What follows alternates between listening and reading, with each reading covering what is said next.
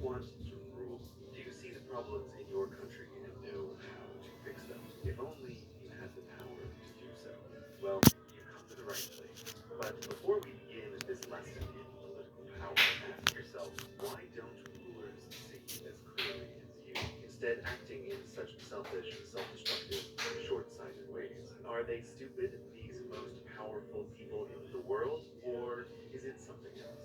The throne looks omnipotent from afar, but it is not as it seems. Take the throne to act, and the throne acts upon you. Accept that, or turn back now before we discuss the rules for rulers. No matter how bright the rays of any sun king, no man rules alone. A king can't build roads alone, can't enforce laws alone, can't defend the nation or himself alone. The power of a king is not to act, but to get others to act on his behalf, using the treasure in his vaults. A king needs an army and someone to run it, treasure and someone to collect it, law and someone to enforce it. The individuals needed to make the necessary things happen are the king's keys to power. All the changes you wish to make are but thoughts in your head if the keys will not follow your commands. In a dictatorship where might makes right, the number of keys to power is small, perhaps only a dozen generals, bureaucrats, and regional leaders. Sway them to your side, and the power to rule is yours, but never forget, displease them, and they will replace you. Now, all countries lie on a spectrum, from those where the ruler needs few key supporters to those where the ruler needs many. This foundation of power is why countries are different. Yet many keys or few, the rules are the same. First, get the key supporters on your side. With them, you have the power to act. You have everything. Without them, you have nothing.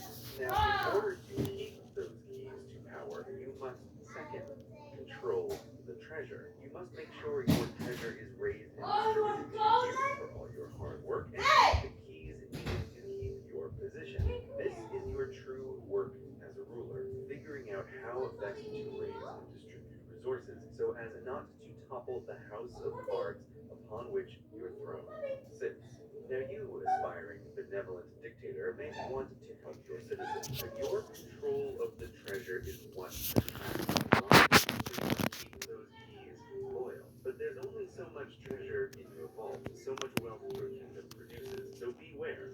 Every bit of treasure spent on citizens is treasure not spent on loyalty. Thus, doing the right thing, spending the wealth of the nation on the citizens of the nation, hands a tool of power acquisition to your rivals. Treasure poured into roads and universities and hospitals is treasure a rival can promise to key supporters if only they switch sides. Benevolent dictators can spend their take on the citizens, but the keys must get their rewards. For even if you have gathered the most loyal, angelic supporters, they have the same problem as you, just one level down. Being a key to power is a position of power. They too must watch out for rivals from below or above.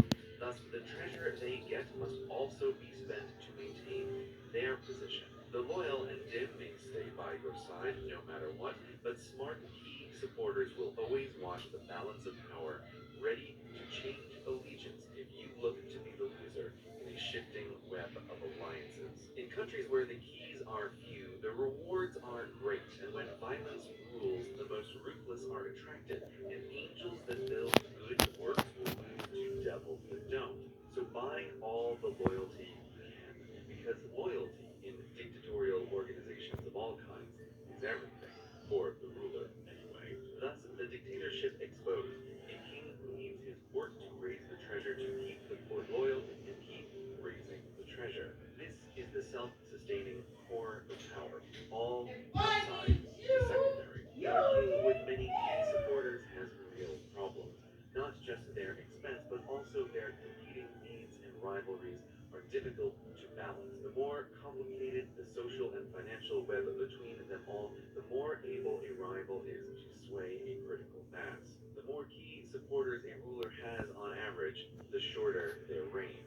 Which brings us to the third rule for rulers: minimize key supporters. If a key in your court becomes unnecessary, his fired, you must kick him out. After a successful coup, the new dictator will purge some of those who helped him come to power while working with the underlings of the previous dictator, which from the outside seems a terrible idea. Why abandon your fellow revolutionaries? Are the old dictator's supporters not a danger? But the keys necessary to gain power are not the same as those needed to keep it.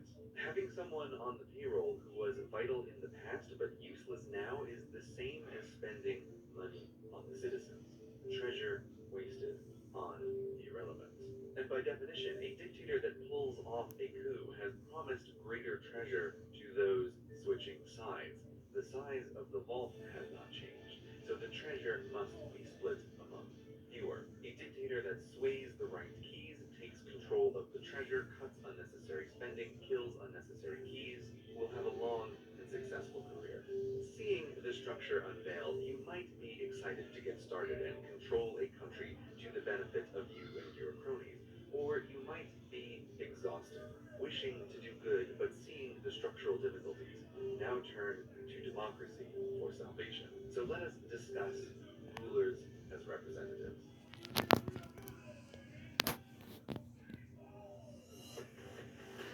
You again might have grand dreams of the utopia you wish to build, but no man rules alone, and never more so than in democracy. Presidents and prime ministers must negotiate with their senates and parliaments, and vice versa, and they all have their own key supporters to manage. In a well-designed democracy, power is fractured among many and is taken not with force, but with words, meaning you must get thousands or millions of citizens to, if not like you on election day, at least like you better than the alternative. With so many voters and such fractured power, it's impossible to, as a dictator would, follow these rules and buy loyalty.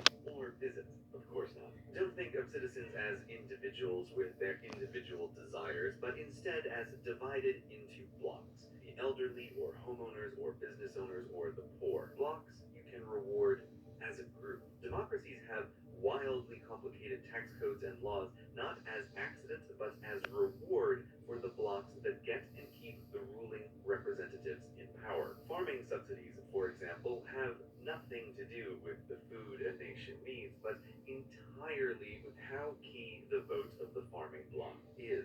Countries where farmers' votes don't swing elections don't have farming subsidies. If a bloc doesn't vote, such as younger citizens, then no need to divert rewards their way. Even if large in number, they are irrelevant to gaining power. Which is good news for you. One less block to sway, and the treasure you give your key blocks has to come from somewhere. If you want long years in office, Rule 3 is your friend in a democracy just as much as a dictatorship. You can't eliminate those who don't vote for you, but there is still much you can do.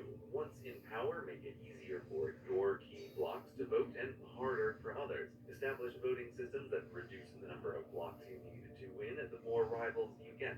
Very handy indeed. Draw election borders to predetermine the results for you or your cronies, and have party pre-elections with Byzantine rules to determine who blocks even can vote for. Mix and match the above for even better power perpetuation. When approval ratings couldn't be lower, yet re-election rates couldn't be higher, you'll know you've succeeded.